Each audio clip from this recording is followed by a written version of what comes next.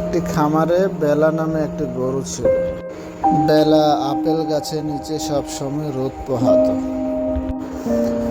এক এক সুন্দর সন্ধ্যাবেলায় একটা বিড়ালের মিয়াও মিয়াও শব্দ শুনতে পেল। বিড়ালটি বেলাকে দেখে কানাকানি বলল, সে ঠান্ডায় জমে যাচ্ছে, তার সাহায্য দরকার। বেলা তাকে সাহায্য করলো আর গরম কাপড় দিল। বেলা বিড়ালের বাচ্চাটির নাম দিল হুইস্কার। হুইস্কার নামক বিড়ালটি প্রতি সকালে বেলাকে মিয়াও মিয়াও গান শোনাত।